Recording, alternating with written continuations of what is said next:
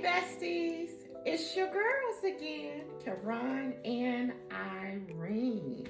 Yeah, we got some more Bestie just for you all. Now, I don't know how many of you all have actually been following this interview between B. Simone and her best friend, Shekinah. But we have actually I've watched the full video. Irene has watched the full podcast. We've watched some of the TikToks. We've heard everybody's opinions. But y'all know we got to get in on this too to let you know how we are actually feeling about this. Absolutely. And we have some thoughts.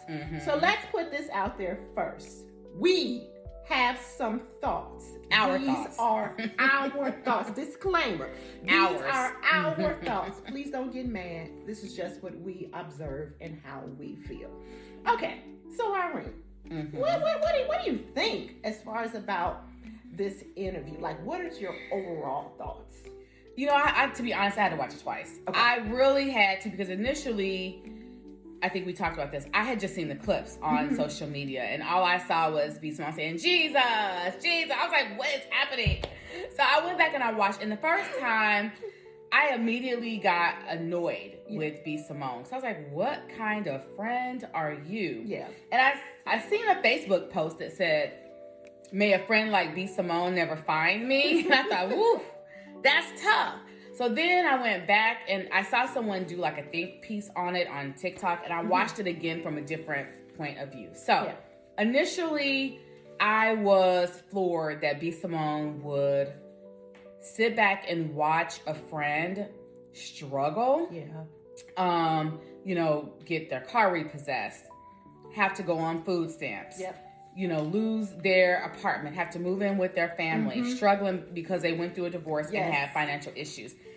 I was telling Karan, she couldn't tell me she needed anything and I wouldn't be there. I would be like, girl, because in the grand scheme of things, if someone is like, they're a car note behind or their car's going to get repossessed and it's in my power to do it, I'm going to send them the money for the car note or for the mortgage or whatever it is that they need. But the second time I watched it, I listened to it from a different filter. And I was thinking, well, it's not B. Simone's responsibility to take care of her friend. However, my real thoughts are, I think B. Simone's discernment was off. Only because she had paid for other friends' divorces, cars, childcare, mortgages, bought, you know, and I just thought, you paid for people's things that might not have needed it as much as this young lady did. So I just kind of felt like maybe they weren't best friends after all. Maybe, you know, B. Simone was on a fast. Maybe she needed to fast a little bit more because this friend really seemed like she needed the help. So I don't know, Kiran, I was really thinking like twofold. As a friend, you should be there for your friend through thick and thin. But then again, was she really your friend? Like, was she really put in the right position in your friendship circle? Because was she responsible for paying for you? Did she not feel led to do it? Like, it was so many things that I had. But I will say, I felt like B. Simone, I didn't like her still sitting there saying Jesus. That was weird and cringy to me. That's just my thoughts. Y'all, it's so many things to unpack here. It really is. I'm like, look, for real. So the first thing that I noticed, like from the jump, I know B. Simone introduced Shekinah as her best friend.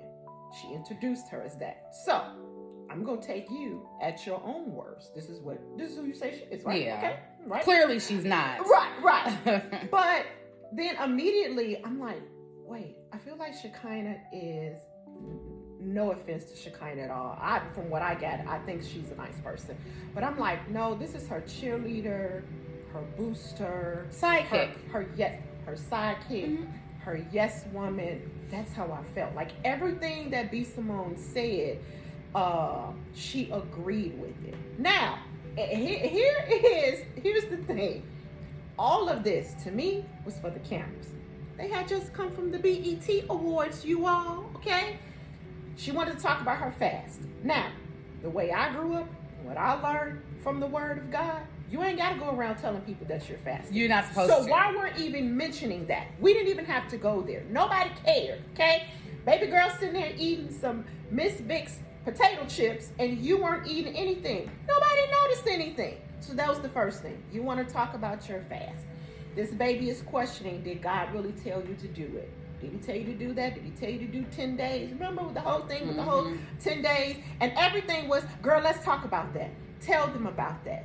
What did I say, girl? Tell them how I said that to you. Tell them how you felt when I said that to you. I'm like, this is for the cameras. Like, I didn't like. Well, it backfired on her because now she's trending for the wrong reason. Exactly.